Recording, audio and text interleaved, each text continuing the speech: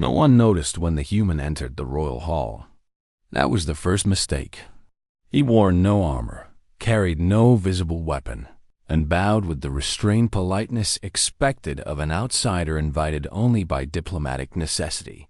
Yet within minutes of his arrival, the atmosphere shifted in a way no instrument could measure. Guards repositioned without knowing why. Courtiers lowered their voices. And when the first assassination attempt began, the only person who moved before the danger became visible was the quiet human, who had come merely as a guest. The wedding of Princess Alira of Valoris was not a celebration of affection alone. It was a political convergence centuries in the making, an alliance meant to stabilize three rival star systems through ritual unity. The palace itself reflected that ambition, vast crystalline arches suspended over gravity-stabilized gardens, light refracting through layered energy shields that shimmered like living glass. Every detail communicated permanence. Every protocol communicated control. Representatives from dozens of civilizations filled the grand ceremonial hall. Some radiated authority through sheer scale, others through technological augmentation, others through ritualized composure. Among them, humanity held an unusual position. Considered adaptable but unpredictable, they were respected in diplomacy, but rarely trusted in matters of royal security. The human presence at the ceremony was symbolic, an observer rather than a participant. Commander Elias Varn did not correct that assumption. He stood among the diplomatic delegation with posture that suggested discipline without display. His attire was formal rather than martial, though those trained to notice such details would have observed that he stood balanced even at rest, weight distributed as if the ground itself were uncertain. His gaze moved slowly, never restless, never fixed. He watched not people alone, but space between them. The ceremony progressed with precise timing. Harmonic resonance instruments filled the chamber with layered sound, frequencies designed to synchronize emotional response across species. The princess approached along a luminous pathway suspended above the central hall, her movements steady, expression serene. The attending nobles maintained perfect composure. Stability was not merely expected. It was engineered. Instability rarely announces itself. It began as a deviation in sound, an imperceptible shift within the harmonic field, so minor that ceremonial systems compensated automatically.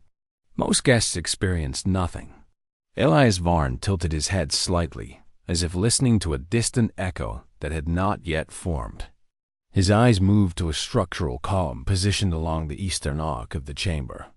The column appeared identical to its counterparts, yet its light refracted with fractional delay. A distortion, not failure. Intent. When the concealed device activated, it did so with calculated precision, releasing a localized gravitational collapse meant to destabilize the ceremonial platform and trigger structural cascade.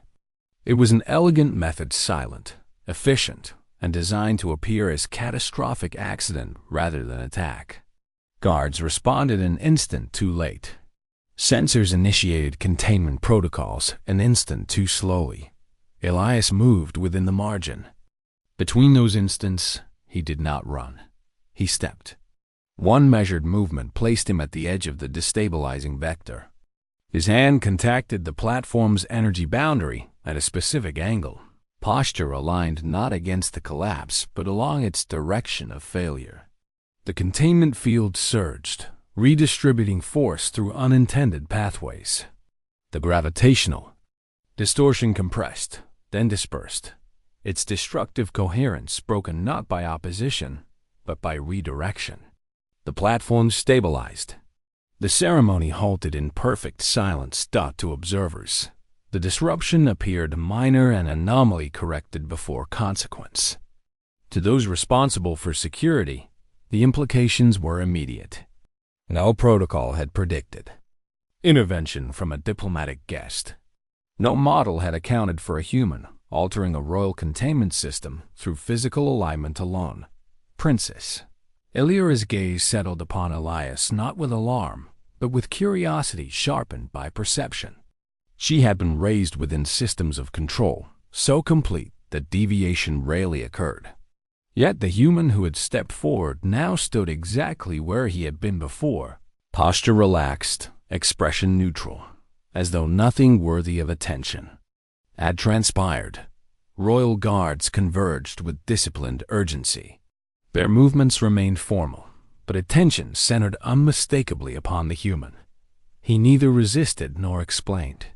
He simply inclined his head in respectful acknowledgement of authority. The ceremony resumed after structural verification confirmed stability. Ritual required continuation. Yet awareness had shifted irrevocably. A guest had intervened where trained defenders had reacted. An outsider had prevented a collapse designed to be unavoidable. Later, within a private observation chamber overlooking the illuminated gardens, Princess Elira requested audience with the human observer. Protocol permitted inquiry. Curiosity demanded it. "You recognize the threat before detection," she said, her voice composed yet searching. "How?" Elias considered the question briefly. "Instability has patterns," he replied quietly. "Most systems resist until they cannot. Sometimes it is more efficient to decide where they yield." She studied him in silence, recognizing not arrogance, but absence of it. His presence did not assert importance. It rendered importance unnecessary. Beyond the chamber, the palace glowed with ceremonial brilliance. Within it, something subtle had already shifted. The wedding alliance had not yet been completed. Yet the king's advisors had begun quiet consultation regarding a human guest who moved with inevitability rather than force. Before the night concluded, a second attempt would be made. And this time, the intervention would not remain unnoticed. Royal ceremonies continue even when certainty fractures. But beneath the polished symmetry of ritual, the palace had already shifted into silent defense. Security networks recalibrated threat projections. Guards repositioned in patterns invisible to untrained perception. Advisors communicated through encrypted channels embedded within ceremonial harmonics. Stability was maintained outwardly. Internally, every system prepared for recurrence. Commander Elias Varn remained where protocol assigned him, indistinguishable from diplomatic observers, except for one detail no system recorded. He did not wait for confirmation to trust his perception. He observed structural rhythm rather than surface behavior. The palace was not merely architecture. It was a network of intentions expressed through matter and energy. Where intention changed, structure followed. Princess Elira's procession advanced toward the central binding dais, her composure unbroken. She had been trained from childhood to embody equilibrium, to represent continuity even when surrounded by uncertainty. Yet now, her awareness extended beyond ceremonial precision. She did not search for danger. She sensed deviation. Her gaze moved once across the assembly, settling briefly on the human guest, whose stillness felt less like passivity and more like decision awaiting necessity. The second disruption did not resemble the first. There was no distortion in harmonic resonance, no visible anomaly within structural light. Instead, the threat emerged through coordination.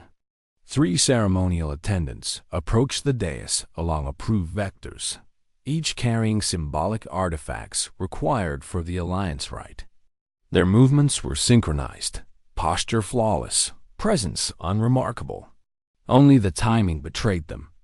Perfect symmetry within a living system rarely occurs without design.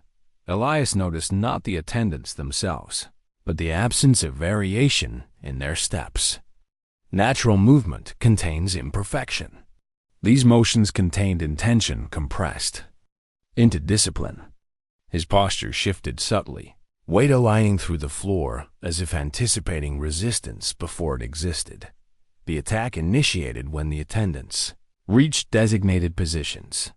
concealed within ceremonial artifacts, phased energy emitters, activated simultaneously, converging upon the princess from multiple angles. The design was ruthless in its precision. Defensive fields would disperse single vectors. Convergence would overwhelm distribution capacity before containment could stabilize. Royal guards reacted with trained speed. Their shields deployed. Their formations tightened. Yet reaction followed activation. Elias moved before convergence. Completed, he stepped not toward the princess, but into the intersection of projected trajectories, positioning himself at the point where directed energy required coherence to maintain destructive focus. His motion was controlled, economical, aligned with the vectors themselves. When the emitters discharged, their energy met not resistance, but reorientation. His posture redirected flow across the containment lattice at an angle its designers had never intended but could not prevent. Convergence fractured into divergence. Power dissipated along structural pathways designed to absorb ceremonial excess rather than weaponized focus. Light surged, then collapsed into controlled brilliance. The princess remained unharmed. The attackers were immobilized instantly by security countermeasures triggered the moment coherence failed. Silence followed, deeper than any ritual pause. This time, intervention could not be mistaken for coincidence. Every observer had seen the human step into inevitability and redefine it. He had not blocked the attack. He had altered the condition under which attack functioned. Security forces surrounded Elias with disciplined restraint. Their formation was not hostile. It was protective, though of whom they were uncertain. He offered no resistance, hands relaxed, expression unchanged. When questioned, he answered without embellishment. Force requires alignment, he stated calmly. Disrupt alignment, and force decides nothing. Princess Alira approached within permitted distance. Her composure intact, though perception within her had shifted irrevocably. She studied him not as anomaly, but as principle made visible.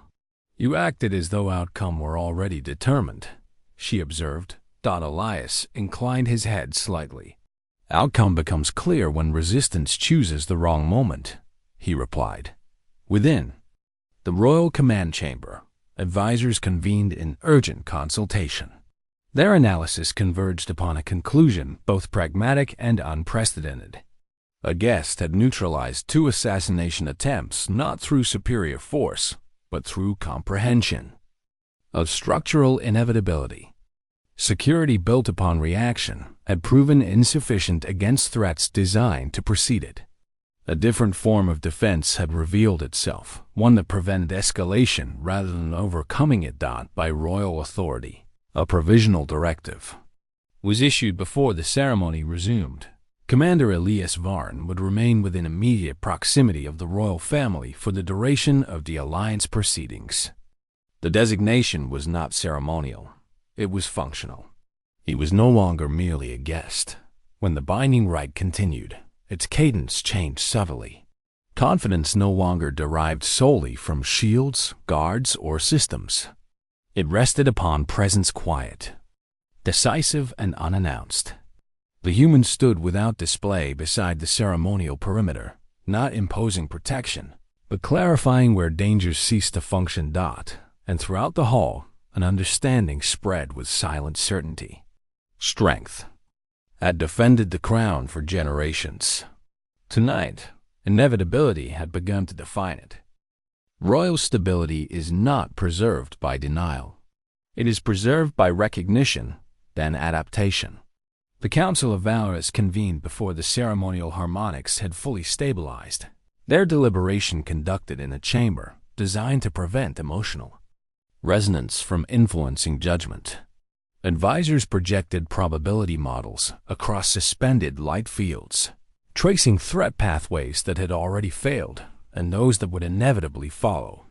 2 assassination attempts within a single ceremony did not represent desperation. They represented confidence that reaction could be outrun. What they had not predicted was intervention that preceded reaction itself. Commander, Elias Varn stood before the council without ornamented authority, posture composed, presence neither deferential nor assertive. He answered questions with precision, offering no speculation beyond what structure implied. When asked whether further attempts were likely, he responded without hesitation. Attempts continue while success appears possible, he said calmly. Success requires alignment. Remove alignment. Attempts lose function. King Orion of Valoris observed the human in sustained silence before speaking. His rule had endured through measured strength and controlled diplomacy. Yet he recognized a principle older than both. Authority survives not by resisting change, but by incorporating it before resistance becomes necessity. You intervened where systems could not, the king stated, voice steady, resonance contained. You prevented consequence without contest. That is not standard defense. That is decision applied before conflict. Elias inclined his head slightly, neither confirming nor denying the characterization. He did not claim method as ownership. He treated it as observation. The king's gaze shifted to the council, then returned to the human. From this moment, he declared with quiet finality, you are appointed royal protector by functional designation, not ceremonial title. Your purpose is not to fight for the crown. Your purpose is to ensure conflict does not reach it. The chamber accepted the decision not through applause, but through stillness that signaled comprehension of necessity. Authority had not expanded. It had clarified. News of the appointment moved through the palace with controlled discretion. Guards adjusted formation not to surround Elias, but to coordinate with his presence. Advisors recalibrated protocols to incorporate a variable that could not be modeled, but could be observed. Princess Alira received the announcement with composed acknowledgement, though her perception of the human had shifted from curiosity to recognition. He did not embody power. He embodied inevitability shaped into restraint. The alliance ceremony resumed under heightened equilibrium. Rituals progressed with precise cadence, yet attention no longer rested solely upon symbolic unity. Awareness extended to the subtle relationships between movement, space, and intention. The palace itself seemed to breathe differently, its vast architecture reflecting a stability not imposed but maintained. The third attempt emerged not through direct assault, but through environment. A delegation vessel positioned within orbital proximity initiated a phased resonance intended to destabilize planetary defense harmonics at their source. It was a distant action, invisible to ceremony, calculated to bypass localized protection. Entirely, sensors detected fluctuation too late for traditional interception. Reaction would meet consequence already unfolding. Elias did not observe the sky.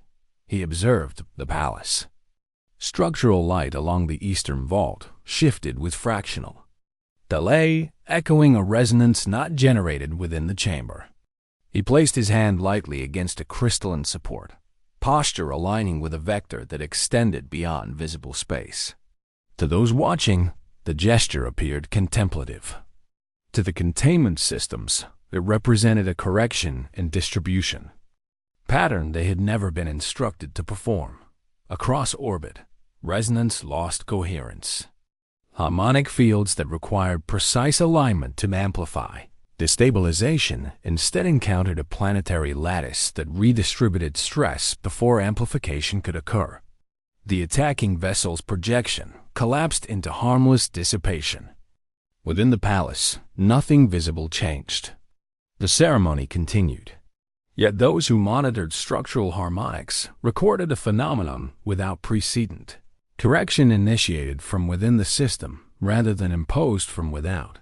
Princess Alira approached Elias afterward within a private garden where gravity-stabilized petals drifted without falling. You intervened again, she said softly. From here. Without confrontation. He regarded the luminous horizon briefly before responding. Conflict travels along expectation, he said. Change expectation. Conflict arrives where it cannot function. She studied him, understanding deepening not through explanation, but through consistency. He did not protect by opposing threat. He protected by defining reality in which threat failed to operate. As night descended over Valoris, the palace stood unbroken, the alliance unfractured, and the crown guarded by a presence that required no display. The king's decision had not elevated a warrior. It had recognized a principle. Strength preserves what it can reach, but inevitability preserves what must endure. Royal celebrations ended at dawn, but protection does not conclude with ceremony. It expands into the silence that follows. Across Valoris, security networks operated at heightened equilibrium, yet no alarm sounded, no forces mobilized openly.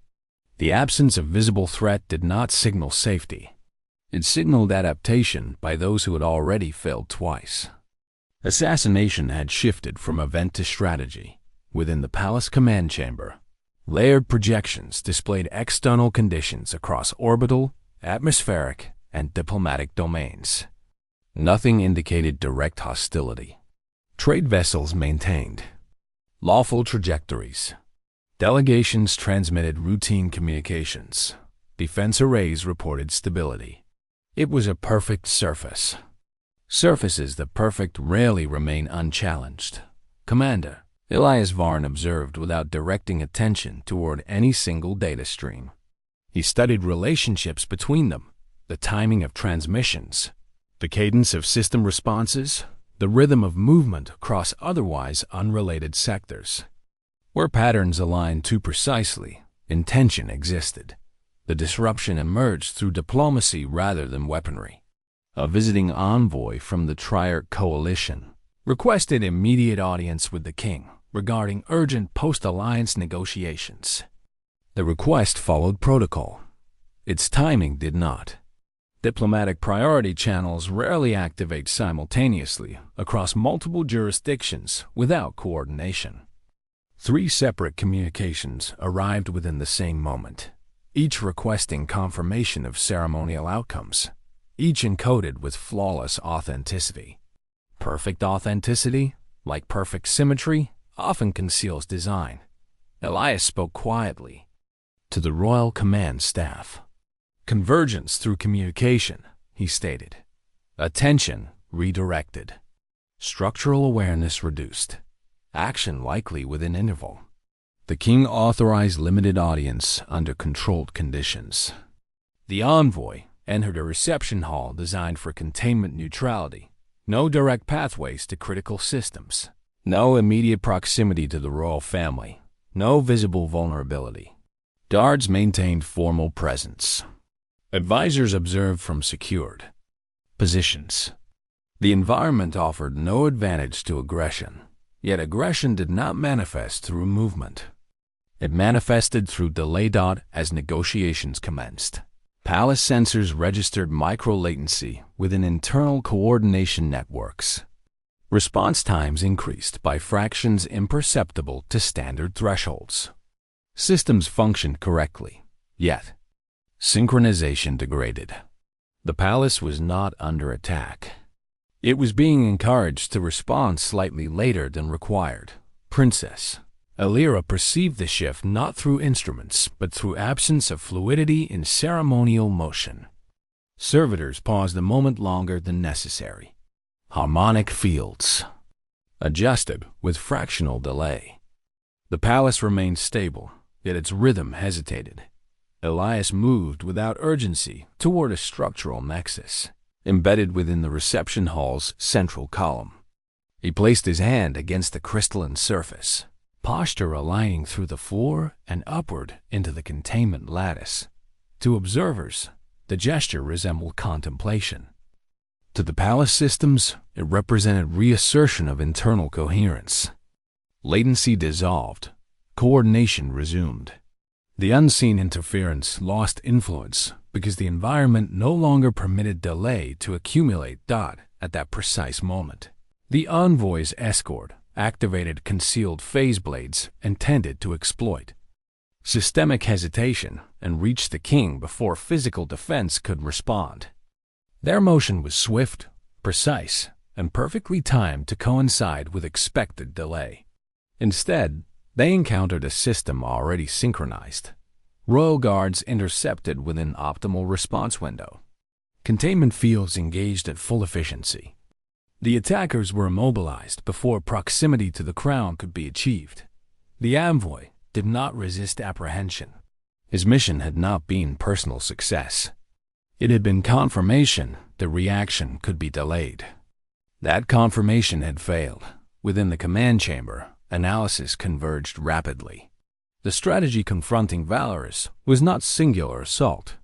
It was progressive erosion of coherence, create slight delay, introduce minor instability, then strike within the gap between awareness and response.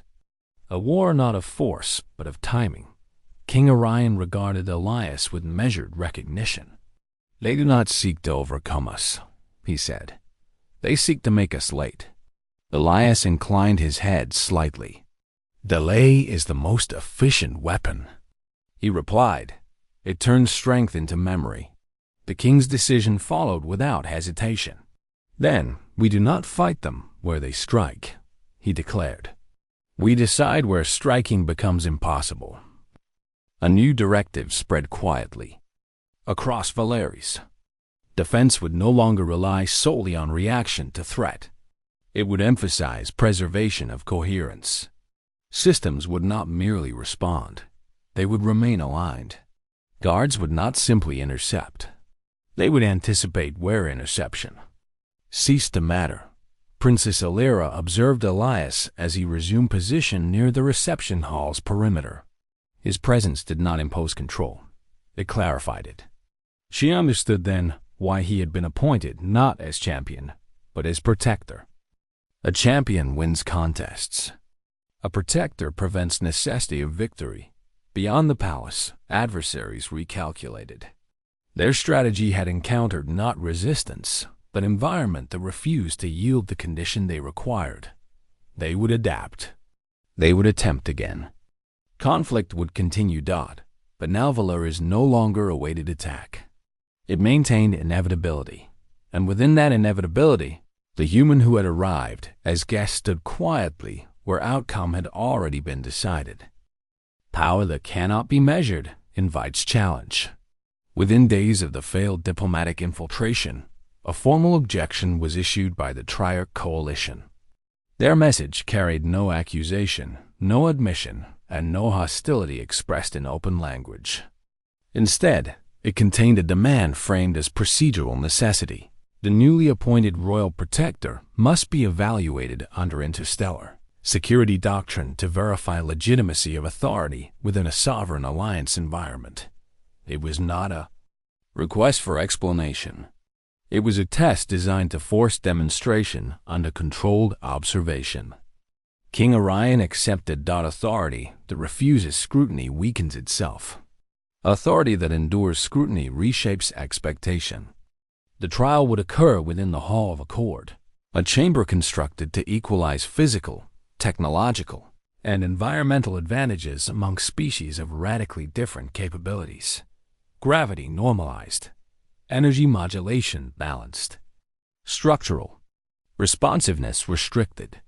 It was a space where dominance through overwhelming force rarely succeeded, because conditions prevented escalation beyond defined thresholds.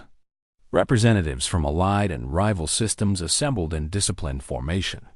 The princess observed from the elevated council platform, her composure unchanged, though awareness sharpened by inevitability. Commander Elias Varn entered without escort, posture unassuming, attire unchanged from ceremonial protocol. He did not appear as defender of a crown. He appeared as a participant in structure. The Triarch Coalition presented its champion, a combatant whose physiology allowed instantaneous muscular amplification, and whose armor integrated adaptive reinforcement capable of absorbing extreme force vectors. The champion did not threaten. He assessed. His role was not to defeat through aggression alone, but to establish measurable superiority within controlled parameters. Victory would validate challenge. Failure would redefine hierarchy. The engagement began without signal. In the Hall of Accord, intention itself initiated motion. The champion advanced with precise containment, every movement calibrated to minimize exposure and maximize control of space. His first vector tested response latency, not strength. Elias did not retreat. He adjusted position by a fraction, aligning posture along the direction of approach. Contact occurred with minimal visible effort. The champion's momentum dispersed across the chamber's neutralized field rather than transferring through target. Observers recorded no counterforce sufficient to explain outcome. Motion had not been resisted. It had been redirected into irrelevance. The second exchange escalated complexity.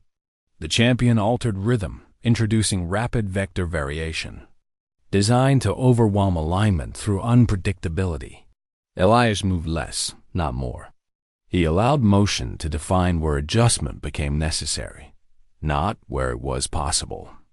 When contact occurred again, the chamber's containment lattice registered stress redistribution that favored stability rather than dominance. The champion's amplified strength encountered structure that refused to prioritize his vector over equilibrium. A decisive attempt followed. The champion committed full containment amplification within permitted thresholds, channeling force into a downward vector intended to fix outcome through undeniable magnitude. Elias stepped into the path, not to oppose, but to share trajectory. His hand contacted the champion's armor at an angle so precise that amplification lost coherence within the chamber's neutralizing framework. The force did not vanish. It reorganized, dispersing across the platform until no single direction retained authority. The floor did not fracture. The champion did not fall. Yet the engagement concluded unmistakably. Strength had been applied. Outcome had not followed it. Silence filled the Hall of Accord, not from uncertainty, but from recognition that no measurable superiority had been demonstrated by force alone. The champion withdrew with disciplined respect, acknowledging result without loss of dignity. His purpose had been fulfilled. The trial had not disproven the human's legitimacy. It had confirmed the principle underlying it. The council requested formal explanation for record. Elias provided none beyond observation. Control is not imposed. He said quietly, "It is decided where opposition cannot function." Princess Alira watched the assembly absorb the implication. Authority had not been granted to the human through victory. It had been revealed through inevitability. The king had not elevated a warrior. He had recognized a condition. The Trier coalition withdrew its objection without concession or hostility. Their silence communicated what formal language could not. Strategies based upon overwhelming force required re-evaluation. That evening, within the palace's highest observation terrace, the king addressed Elias directly. "You have defended not only our lives, but our structure of rule," he said. "Not by strength, but by removing the necessity of strength." Elias regarded the horizon where the planetary shields shimmered faintly against the stars. "Stability persists when conflict arrives too late," he replied. The king nodded slowly, understanding deepening beyond politics in the principle. The protector did not command armies. He defined reality in which armies mattered less. Far beyond. Valerie's adversaries recalculated again. Their strategies had tested force, timing, and legitimacy.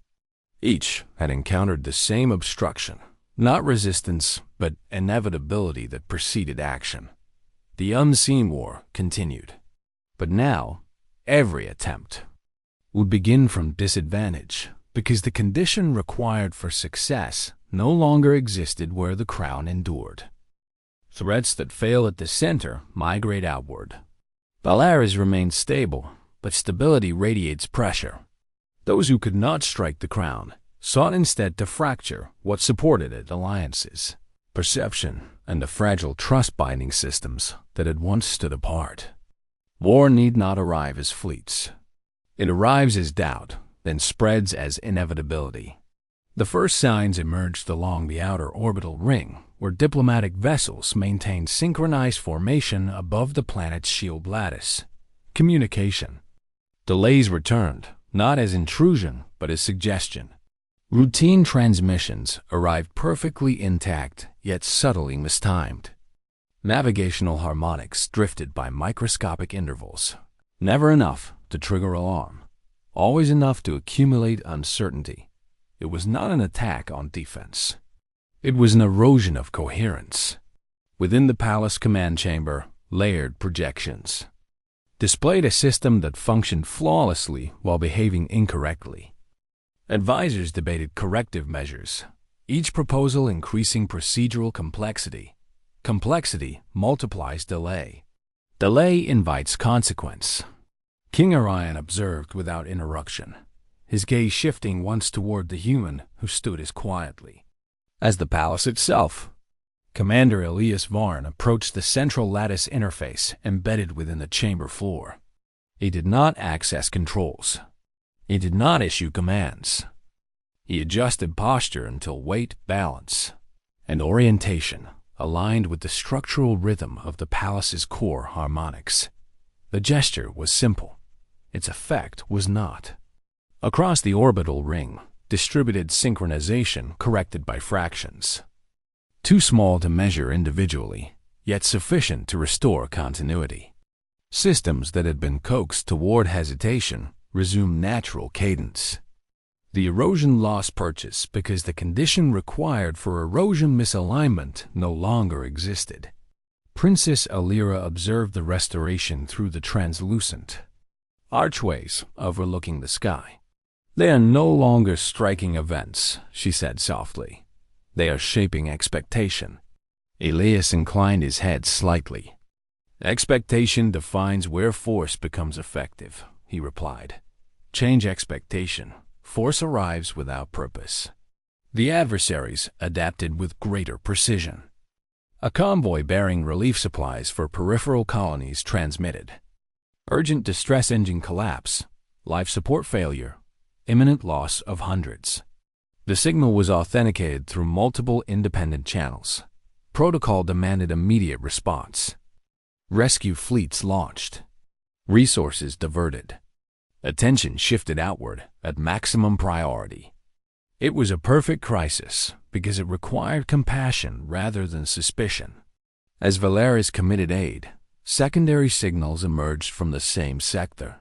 Subtle fluctuations within the shield lattice's harmonic baseline. Not an attack. A resonance seeded to grow once resources were sufficiently displaced. Defense would not fail through weakness. It would fail through obligation. Elias studied the projections without urgency. He did not countermand the rescue. He did not question the distress. He repositioned himself at the chamber's eastern nexus, where structural harmonics converged with planetary shielding. His hand rested lightly against the crystalline surface. Breath slowed. Posture aligned along a vector extending from palace foundation, through orbital lattice into the distant sector where distress had originated. Across space, resonance encountered coherence rather than vulnerability. The seeded fluctuation dispersed before amplification could occur. The rescue convoy found the stranded vessel precisely where reported, yet discovered systems that had never been in true failure. The deception collapsed without confrontation. Compassion remained intact. Manipulation lost function. King Orion regarded the human with quiet comprehension. "You allowed the response," he said. "Yet you removed the trap." "Response is not weakness," Elias answered. "Misalignment is." The council absorbed the lesson with disciplined silence. Defense had not hardened. It had clarified. Protection did not require withdrawal from obligation. It required preservation of coherence while obligation was fulfilled. That night, a message arrived from the Triarch Coalition. not a challenge. Not an accusation, but an inquiry without diplomatic ornament.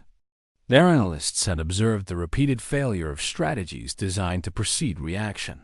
They requested dialogue regarding the principle governing Valeri's resilience. It was not surrender. It was recognition that opposition had encountered, a condition it could not overcome through escalation. Princess Alira received the transmission within a quiet observatory where starlight refracted through layered crystal.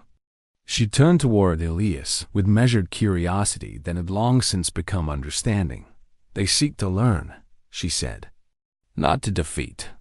"Learning ends conflict more efficiently than victory," he replied. Beyond the palace, the shield lattice shimmered with steady radiance. The throne remained secure, not because force guarded it, but because the environment surrounding it refused to permit conflict the structure required. The unseen war had not ended. It had changed nature. And within that change, the human who had arrived unannounced continued to stand where outcome became inevitable before action began. Recognition from rivals rarely arrives as praise. It arrives as admission the conflict has lost efficiency. The Trier Coalition's delegation entered Valeris not as challengers, but as observers seeking comprehension. Their vessels remained at respectful distance beyond the planetary shield lattice, their transmissions precise, measured, devoid of strategic ambiguity. They did not request alliance. They requested understanding of a condition they could not overcome. Within the Hall of Accord, King Arian received the delegation with formal dignity. Princess Alira stood beside him, her composure steady, perception refined by weeks of subtle war. Commander Elias Varn remained at the perimeter, posture neutral, presence quiet yet unmistakable. He did not attend as negotiator. He attended as environment. The Triarch envoy spoke without pretense. "Our projections confirm repeated strategic failure," the envoy stated. "Force encounters no opposition. Timing finds no delay. Convergence produces no outcome. Your stability is not defensive. It is structural. We request articulation of the governing principle." Silence followed, not from uncertainty, but from the recognition that language often fails where understanding must precede words. The king did not answer immediately. Instead, he regarded the human whose presence had altered not only defense, but the meaning of authority itself. "Valaris did not acquire new strength," King Orion said at last. "Valaris recognized where strength ceases to decide. Stability persists when conflict arrives without function. That recognition is embodied here." He gestured not as command, but as acknowledgement. The envoy's attention shifted toward Elias, whose expression remained composed, neither accepting nor rejecting the focus placed upon him. "You have prevented, or without engaging it," the envoy observed. "Such capacity alters balance among systems. Authority that defines outcome without contest influences more than its origin." Princess Alira perceived the implication immediately. Protection that preserves one throne reshapes the conditions of many. Power expressed through inevitability does not remain local. It becomes gravitational. At that moment, an unexpected signal reached the palace, urgent, unencoded, transmitted across open channels from multiple allied systems simultaneously. Their shield lattice had begun to exhibit the same subtle erosion once directed at Valeris. Communication delays, harmonic drift, and synchronized distress events emerged across sectors too distant for coincidence. The unseen war had expanded, not against one crown, but against stability itself. The council chamber filled with layered projections displaying converging instability across interstellar networks. Defense could no longer remain confined to a single world. Protection of Valeris alone would not prevent fracture elsewhere.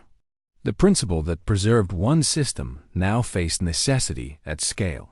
King Orion turned toward Elias, understanding formed, not through authority, but but through inevitability. Protection cannot remain singular, he said quietly. What preserves us must preserve others, or stability becomes isolation. Elias regarded the expanding projections and the silent assembly. His response contained no ambition, no claim. Alignment extends where decision permits it, he replied. Structure determines reach. The meaning was clear.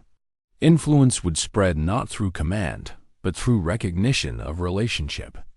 Yet coordination across sovereign systems required a unifying authority capable of embodying the principle, without imposing dominance. Such authority could not be claimed. It would be conferred by necessity.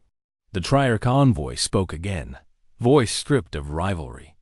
If stability now depends upon a condition represented by one who is not bound to a single throne, then authority must reflect that condition. We propose formal recognition of a sovereign protectorate defined not by territory, but by preservation, of coherence among allied systems. The proposal altered the chamber's gravity more profoundly than any weapon. It was not a crown offered through conquest. It was responsibility offered through inevitability. A title not of rule, but of function, one who stands where conflict loses purpose. Princess Alira met Elias's gaze, her expression calm yet resolute. You did not seek authority, she said softly. Authority has followed what you represent. King Orion rose, not as monarch defending rank, but as leader recognizing transformation. A crown is not merely inheritance, he declared. It is structure embodied. If preservation of many systems now depends upon a principle beyond a single throne, then that principle must be granted authority sufficient to endure. He stepped forward, removing the circlet of valors, not surrendering it, but redefining it. I remain king of this world, he said with unwavering clarity. But the protector who preserves the conditions under which kingship survives must be recognized above singular rule. He extended the circlet toward Elias, not as ornament, but as symbol of functional sovereignty across alliance space. Elias did not reach for it. He regarded the king, the princess, the assembled delegations, and the projections of instability spreading beyond the chamber. Authority that exceeds purpose becomes conflict, he said quietly. Authority that matches necessity preserves it. King Orion inclined his head in solemn acknowledgement. Then accept not dominion, he said, but responsibility. Not rule over worlds, but guardianship of the condition that allows them to endure. Silence settled, deep and absolute. No force compelled the moment. No ambition accelerated it. Necessity alone defined outcome. Elias extended his hand, not to claim power, but to accept function. The circlet touched his palm. In that instant, authority changed form across the alliance, not concentrated in a throne, but expressed through a protector whose presence rendered conflict increasingly irrelevant. Beyond the palace, interstellar harmonics stabilized fractionally, as if recognition itself had altered expectation. The human who had arrived as guest now stood as sovereign not by conquest, but by inevitability, and the unseen war began to lose meaning where alignment had become law. Authority accepted through necessity does not arrive with celebration. It arrives with weight. The circlet of valors rested in Elias Varn's hand only briefly before he returned it to the king's grasp, not in refusal, but in redefinition. Symbols bind identity to place. What had been granted to him was not a place, but a function that extended beyond any single throne. The chamber understood. Sovereignty had not transferred. Responsibility had expanded. Formal recognition followed, with precise language crafted to prevent misunderstanding. Elias was designated Protector Sovereign of the Allied Coherence Accord, an authority not over territory, but over preservation of structural alignment among participating systems. His jurisdiction did not command fleets or dictate law. It defined where conflict could no longer organize itself into outcome. The distinction altered everything. Across Alliance space, instability that had once appeared isolated revealed itself as coordinated pressure seeking to fracture trust between worlds. Diplomatic channels strained, trade routes hesitated. Defense networks began to prioritize self-preservation over cooperation.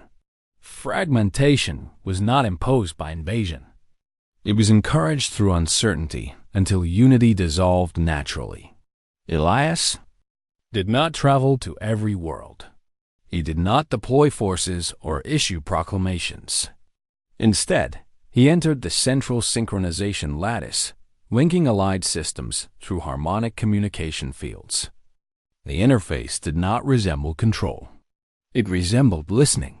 Each world maintained its own rhythm, its gravity, its culture, its defense philosophy, its tolerance for risk. Coherence required not uniformity, but alignment sufficient to prevent divergence from becoming conflict. He adjusted nothing directly. He aligned himself with the relational pattern binding the network together, allowing each system to perceive continuity rather than isolation.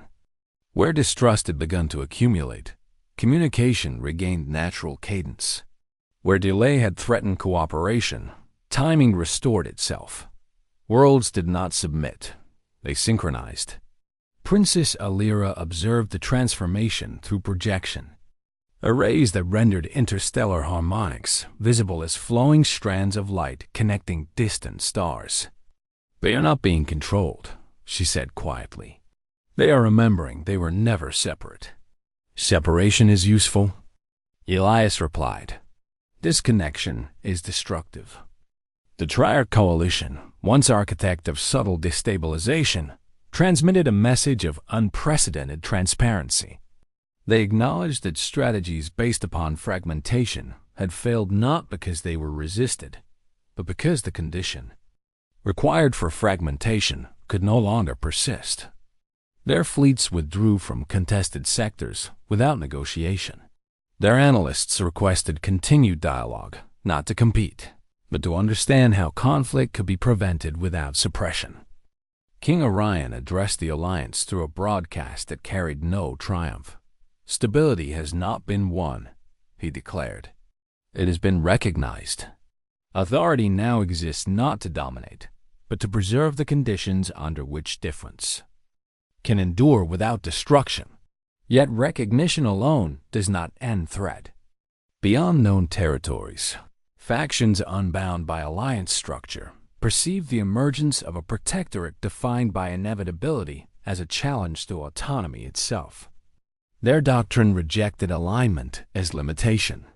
They prepared a final strategy one, not aimed at a world or a throne, but at the network that now defined interstellar coherence. The attack began at the edge of mapped space where communication harmonics thinned and synchronization weakened naturally. Instead of infiltrating systems, the aggressors generated a resonance designed to amplify divergence itself. Worlds would not be struck. They would simply cease to feel each other. Isolation would follow. Isolation would invite fear. Fear would restore conflict without a single battle fought. Within the synchronization lattice, the disturbance appeared not as force, but as silence expanding between stars. Elias entered the convergence field where Alliance harmonics intersected most densely. He did not oppose the silence. He acknowledged it. Alignment does not erase difference. It defines relationship despite difference. He extended presence through the network not as command, but as continuity. Each world perceived not an external authority imposing order, but an internal recognition that connection remained possible. Silence encountered awareness. Divergence encountered context. The resonance lost coherence because separation could no longer define reality. Across the Alliance, communication resumed without directive. Fleets stood down not because they were ordered, but because threat no longer possessed structure. The final strategy dissolved into irrelevance. In the observatory, above Valor's, Princess Alira watched the strands of interstellar light stabilize into steady luminosity. "You did not defeat them," she said softly. "You removed the condition they required." Elias regarded the distant stars, expression unchanged, voice quiet. Conflict persists where outcome depends upon opposition. When outcome depends upon relationship, conflict has no function. The Protectorate now existed not as dominion, but as environment. Kings remained kings. Worlds remained sovereign. Yet across the stars, a subtle certainty endured. Where alignment was preserved, war could not organize itself into inevitability. One final reckoning remained not against an enemy, but against the meaning of power itself. Power reshapes those who carry it, but responsibility reshapes power itself. Across a light space, stability had not been imposed. It had emerged. Systems once divided by suspicion now operated with quiet continuity, their differences preserved, yet no longer weaponized. Fleets maintained readiness without anticipation of battle. Diplomacy no longer sought advantage. It sought understanding of relationship. The Protectorate had not conquered conflict. It had rendered conflict inefficient. Yet transformation invites a final question. If authority exists without domination, what becomes of those who once defined themselves through rule? King Orion stood upon the highest terrace of Valaris beneath, a sky unbroken by threat. The palace glowed with familiar brilliance, but its meaning had altered. Authority that once centered upon a single world now flowed through a network sustained by coherence rather than command. He had not lost his crown. He had witnessed its evolution beyond necessity. Princess Alira joined him in quiet reflection. "You entrusted the future to something no throne could contain," she said softly. "I entrusted it to what already existed," he replied. "We simply recognized it too late to claim ownership." Below them, Commander Elias Varn moved through the palace as he always had, unannounced, unguarded, present without display. The circlet of Valaris remained where it belonged, not in his possession, but within the continuity of the world that had first recognized the principle he embodied. He had accepted responsibility without accepting dominion. That distinction preserved both sovereignty and unity. A final assembly convened within the Hall of Accord, not to resolve conflict, but to define legacy. Delegations from across the Alliance gathered in solemn recognition that interstellar stability had entered a new era. Authority would no longer be measured by territory secured or enemies defeated. It would be measured by conditions preserved. King Orion addressed the assembly with deliberate clarity. "History remembers conquerors," he said, "but endurance belongs to those who make conquest unnecessary. Our protector does not rule us. He preserves the reality in which rule retains meaning." He turned toward Elias, not as sovereign to subject, but as leader to equal in responsibility. "You arrived as a guest," the king continued. "You became protector not by victory, but by inevitability. Today, we define what that inevitability signifies." Elias regarded the assembly with composed stillness. He did not step forward until silence had settled completely, not out of ceremony, but because decision had already formed within shared understanding. "Power exists," he said quietly, voice steady, cadence unforced. "It is not the source of stability. Relationship is. Authority that protects relationship endures. Authority that seeks to control outcome invites opposition. My function is not to govern worlds. My function is to ensure that no world must destroy another to exist." His words carried no command. They clarified what had already become reality. The Triad Coalition envoy approached with measured respect. "You have altered the architecture of conflict," the envoy acknowledged. "Where alignment persists, opposition dissolves. This condition cannot be defeated. It can only be accepted." Princess Alira spoke then, her voice clear, resonant with conviction shaped by observation. Strength remains valuable, she declared. But strength without understanding fractures what it protects. The future belongs not to those who prevail in conflict, but to those who prevent its necessity. The assembly accepted the conclusion. Without vote, recognition required no enforcement. Across Allied space, the Protectorate's authority settled into permanence not through decree, but through absence of challenge. Conflict had not been suppressed. It had lost relevance. Later, within the quiet chamber where the first assassination attempt had failed, Elias stood alone. The crystalline column still refracted light with perfect continuity. The palace no longer required correction. Stability had become inherent rather than maintained. Princess Alira entered without ceremony. "You have been called king by many. Beyond this world," she said gently. Elias regarded the luminous surface before responding. "A king defines territory," he replied. "I define where territory ceases to divide." She studied him with calm understanding. "Then, you are a king without a throne," she said. He did not deny it. He did not accept it. He simply remained where outcome required no declaration. Beyond Valoris, stars shone without tension between them. Worlds retained identity without fear of extinction. Authority existed not as dominance, but as preservation of possibility. The human who had once entered a wedding unnoticed had become the condition under which civilizations could endure. Difference without destruction. Strength had guarded crowns for ages. Inevitability now guarded existence itself.